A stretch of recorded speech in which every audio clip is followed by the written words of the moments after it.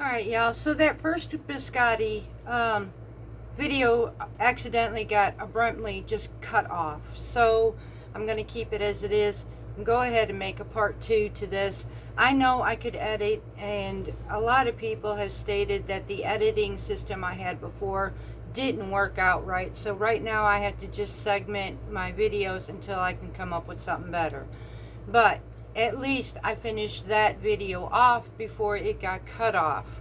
The only thing I didn't do was and I sincerely apologize, the ending where I thank you all and we finished it off in a very kind way.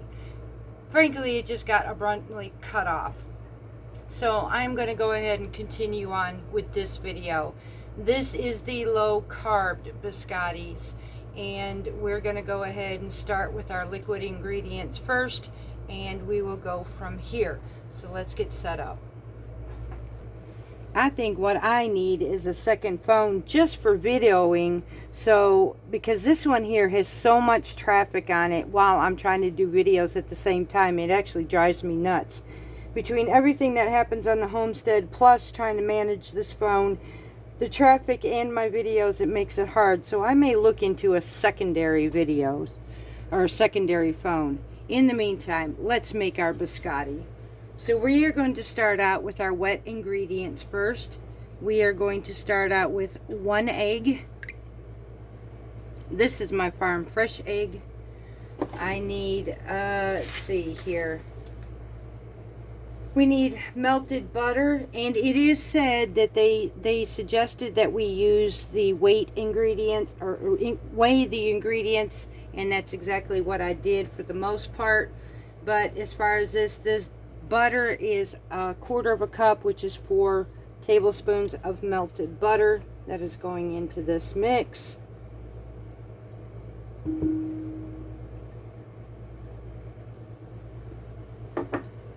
I need, let's see here, the salt.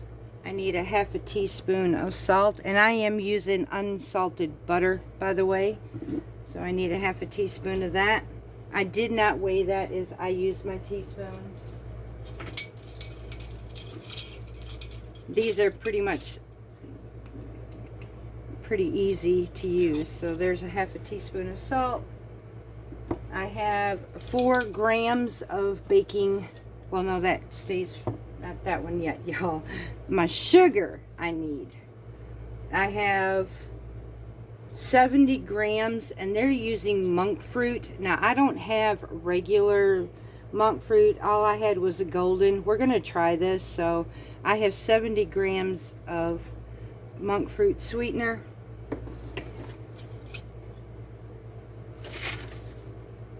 I have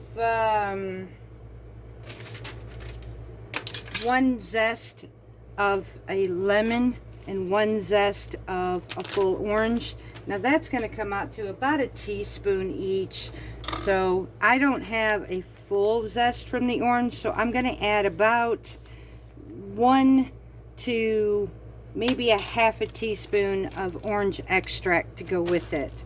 So I have close to a teaspoon of zest, but not a whole lot. So I'm probably going to go with a 1/2 teaspoon of orange extract as well, just to give that orange flavor to this. Not a whole lot to it. We'll go a 1/2. There we go.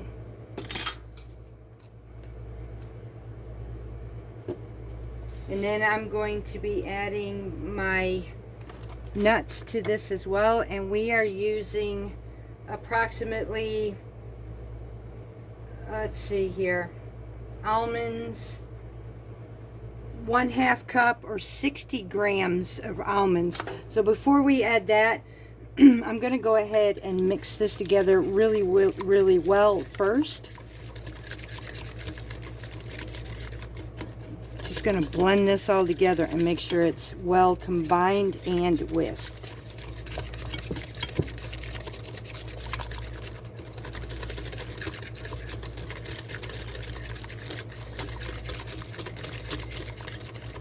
Okay, now I'm going to get a regular spatula, and I'm going to add these nuts in here, and I am actually going to coat them really well. Take and bring down my sides, and then just coat these nuts in here.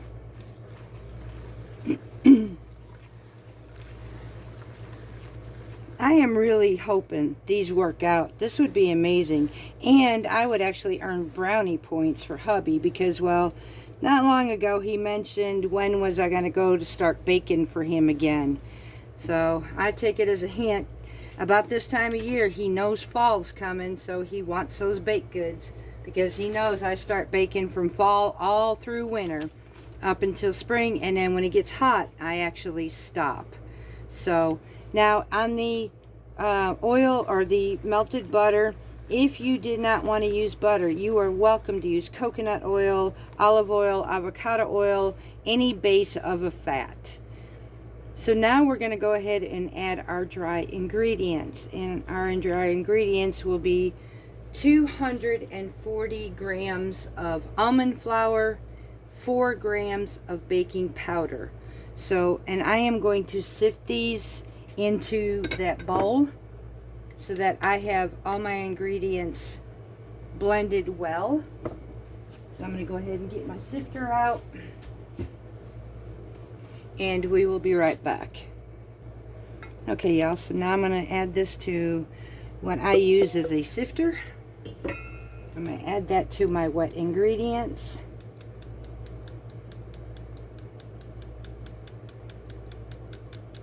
Mix this really, really well. This definitely takes a little bit.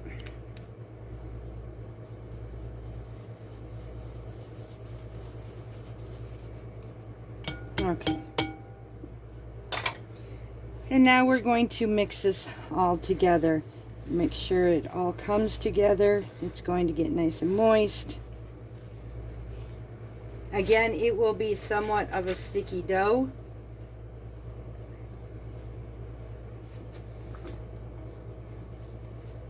I'm just going to bring this all together.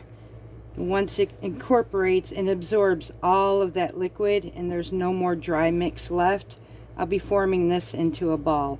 So I'm going to go ahead and incorporate this very well, get all this liquid absorbed into this flour mix, and I will be back with you. Okay, so we have our mix, and it did form into a nice ball. Now we're going to place this on our pan.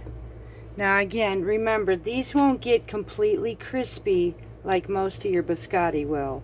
So I am going to press this down. We need it into an about 8 inches long and 3 inches wide. But what we need to do at this point is cut this directly in half, so we get 2 sections of 8 by 3s.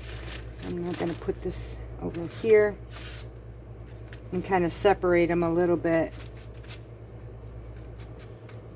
I want to kind of, just like I did our other biscottis, is just flatten this. I want to make it a nice rectangle shape. Again, we're going with about a 1/2 inch thickness, maybe a little less, not too much. Again, we're going to take this one, do the same thing. I'm going to press it down. Get this as close as you can. It don't have to be perfect, y'all. So far it comes together just like regular biscotti.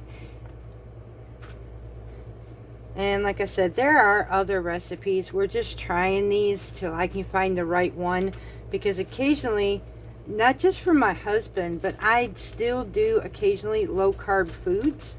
So I may want a treat that's less sugary and less carbs for my own self. So if I could find things that work for me as well, I would be one happy country girl. So that looks about good right there. Bring this in just slightly, square that up, and that's about it. So now These go in the oven at 325 degrees for 25 minutes until they are golden brown. And then, let's see here. Then we're going to let these come out, cool off. We're going to cut these, but this time not with a serrated knife. So I'm getting too far ahead. Right now we are going back to the oven at 325 degrees for 25 minutes. I am going to reset my timer. Get these in the oven.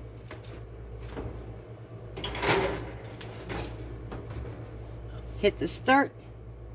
And we will be back. Okay, y'all, so while these cookies are in the oven currently, we still have about 12-13 minutes left still on that first bake. I'm going to go ahead and give you the macros. These are the low-carb lemon orange almond biscottis. They have approximately 36 servings. I'm going to see what we get out of this now. My last batch, I got close to 30, like 28 cookies, so, and that could be just by the way I cut them, so it would have been about 30. So these have a total of 2.2 grams of carbs. There is 0.8 grams of fiber, leaving the net carbs per cookie at 1.4 grams. Now these are cut anywhere from 1/2 to 1/4 inch thick. So there's 54 calories per cookie and about 44 grams of fat using the butter. So that is the macro for the low carb cookies, which means these would basically be safe for a diabetic. Now, as far as cranberries, I did not add cranberries in this. I could have if I wanted to. First of all, I did not have unsweetened cranberries, so I eliminated them.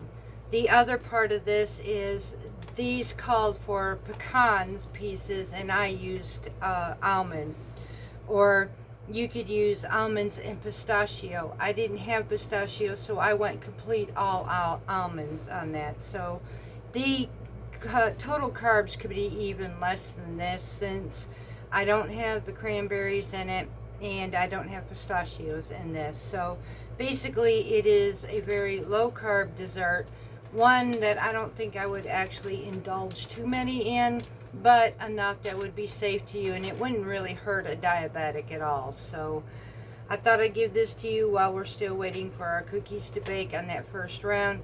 When they come off out of the oven, I have to allow these to where they're still slightly warm but not too hot. They will crumble again, and if they are too cold they will crumble. So, and these are a bit more delicate than natural the All-American biscotti, so they have to be treated a little bit more delicately. So I will wait and come back with you once that first round is done, once they're cooled off, and then we'll cut them and put them back in the oven and we'll go from there. Alright y'all, so now these biscottis, that first baking has now finished. I am pulling them off this rack, or off this baking sheet, and putting them on this rack for even cooling. Now I need these to cool enough where I can actually handle them and cut them and lay them on their sides for that second bake. That will be, and I'm going to cut down the heat to 300, and that will be anywhere from 10 to 20 minutes baking time on it, if I'm not mistaken. Yeah. So I'm going to let these cool off. They are golden brown, and once this cools off enough, we will come back and cut these. Now they do not rise as high as the original. Remember, anything low carb and anything keto, they are not the same, but we can get them as close as we possibly can so that nobody's deprived of maybe even their favorite Italian cookies. So, and I also, just so you know, last year I had made the Italian pizzellis, and believe this or not, I did come up with a no sugar version pizzelli, and I will try to do that again this year and give you all the recipe.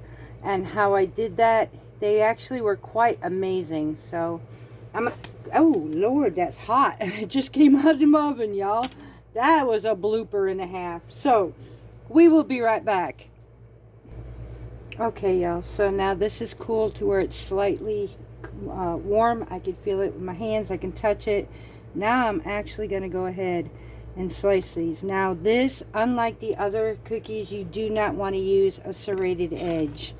So, and I'm going to cut the end of this off because we need to lay these on their sides, just like so. And so far they're cutting just like a biscotti would. They're actually holding up better than I thought they would as well. So I'm just going to take these and lay them on their sides, just like so. And I'm doing these about a 1/2 inch, as you can see. Trying to keep it as uniform as possible.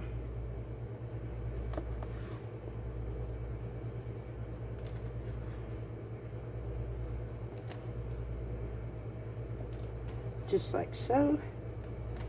We got that. That was beautiful. Now we're just going to take them, lay them on their side on our cookie sheet, just like so, just like you would a biscotti.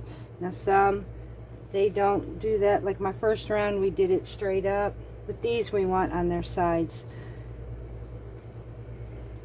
And this will be cooked again for 10 to 20 minutes. So I'm going to go ahead and get the rest of these on that second one cut up, laid out on here, and we will be right back just before we put them in the oven.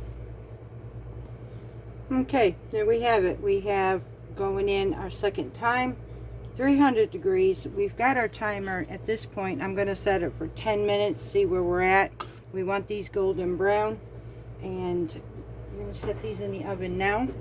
Now mind you, these are on my top part of my oven, on the second part, not the very middle, the rack up above it, because I found that going directly in the middle browns all of my cookies way too fast. Up above that middle mark, it seems to do quite well. So we'll now set this timer, and we will be right back.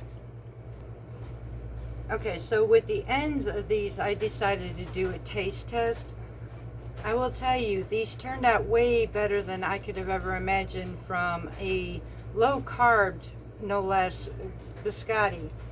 If there was anything I would probably do different, I would probably add a little bit more, instead of just lemon zest, I would probably do 1 teaspoon of lemon extract to this, and maybe a full teaspoon of orange extract. I can also see these being done with anise and almonds as well. This would taste really good. It does have a different texture, but honestly, y'all, I am highly impressed for being a low carb biscotti.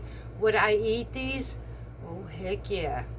So we're gonna wait for these to come out. There may be a battle between me and hubby, honestly, on this, because they're really good. And I know I have my own as well, so I'm going to have to be really good. But I think I'm going to go a step further and start experimenting more into the low carb biscotti. So we'll be right back as soon as these are baked the second time. Okay, y'all, so these came out of the oven, and I'm now going to set them on top of the rack to cool completely, about 20 minutes. And that will conclude this recipe for the low carb biscottis. So they're holding up quite well. They are frankly a little bit softer than a regular biscotti, which we already knew that was going to happen. So I did take the full 20 minutes on that second bake. Halfway through, I turned them so that they would be evenly golden brown on both sides. So, and if I had to, I probably would have done that to my other biscottis as well, but they turned out amazing. Once these completely cool, I'll know more about their texture, and I will be putting the recipe in the description box below for each and every one of you who are diabetic, who happen to like biscotti, and you want to try this recipe. So I'm just going to have to let these cool off. Again, no, these will not be as crispy, crunchy as the regulars, but we could still have a low-carb biscotti regardless. So I hope you enjoyed this recipe. I hope you enjoyed this video. We are getting ready now to do a smoked ham or a ham and mozzarella chicken thighs for supper tonight, and we are going to prepare a low-carb Italian meal. So until next time, in the next video, much love to each and every one of you from Parton's Heritage Homestead.